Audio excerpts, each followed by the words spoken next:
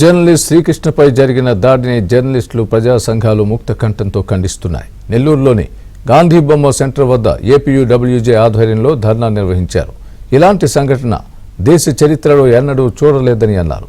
ప్రభుత్వం వెంటనే నిందితులపై కఠిన చర్యలు తీసుకోవాలని డిమాండ్ చేశారు. దీనికి సంబంధించి మరింత సమాచారం మా ప్రతినిధి మహేష్ బాబు అందిస్తారు. మహేష్ బాబు.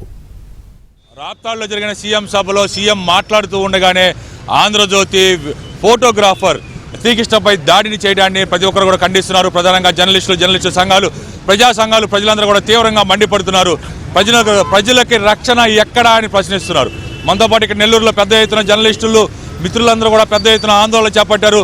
వారిని అడిగి మరిన్ని వివరాలు తెలుసుకుందాం. మనతో పాటు ఏపీడబ్ల్యూజే నేతలు ఉన్నారు. ఏమంటారు సార్ ఈ దాడి సంఘటన? అలా ఇలాంటి సంఘటనలు ఎప్పుడైనా చూసారు మీరు? అంతకుముందు మనకు ఉమ్మడి రాష్ట్రంలో కూడా ఎన్నో ఉద్యమాలు జరిగినాయి.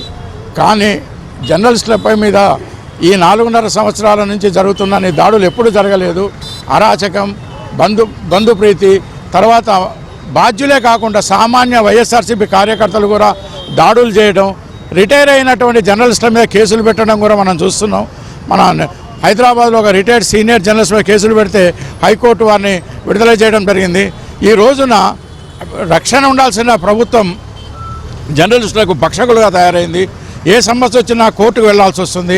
అనంతపూర్లో సీనియర్ ఫోటోగ్రాఫర్ యూనియన్ కృష్ణ మీద జరిగిన దాడిని ఖండిస్తున్నాం. కానీ ఖండించడంతో సరిపోదు.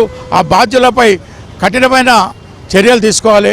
సుప్రీంకోర్టు ఏ విధమైన ఆదేశాలు ఇచ్చిందో విచిత్రం ఏంటంటే ఈ యొక్క ప్రభుత్వానికి సుప్రీంకోర్టు అన్నా హైకోర్టు అన్నా అస్సలు లెక్కలేదు.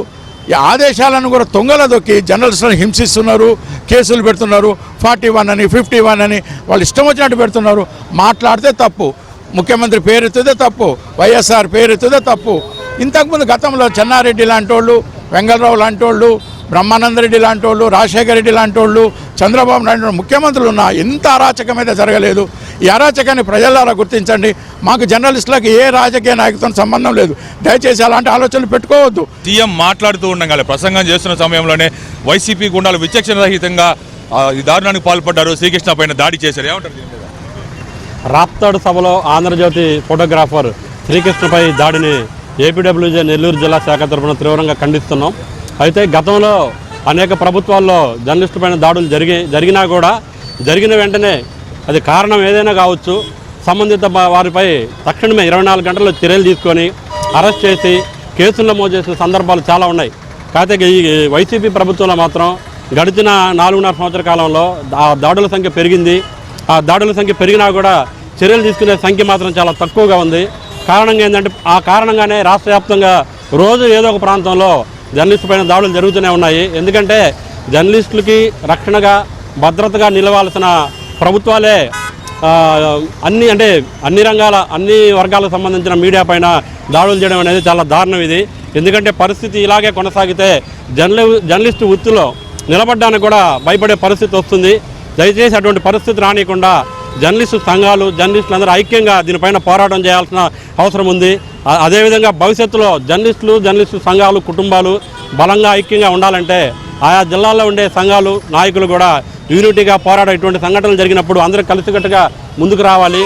శ్రీకృష్ణ మీద దాడి జరుగుతున్న సమయంలో పోలీసులందరూ కూడా నిశ్చేష్లే చూస్తూ ఉండిపోయారు. ఒక సిఐ చివరికి ఆయన్ని వాహనంలో వెళ్ళారు. ఇది దాడి కాదు, హత్య చేసే ప్రయత్నము. అంతమంది ఒకేసారి హత్య చేయాలి, కొట్టి చంపేయాలనుకున్నారని చెప్పి జర్నలిస్టు మిత్రులు అన్నారు. మీరు ఏమంటారు?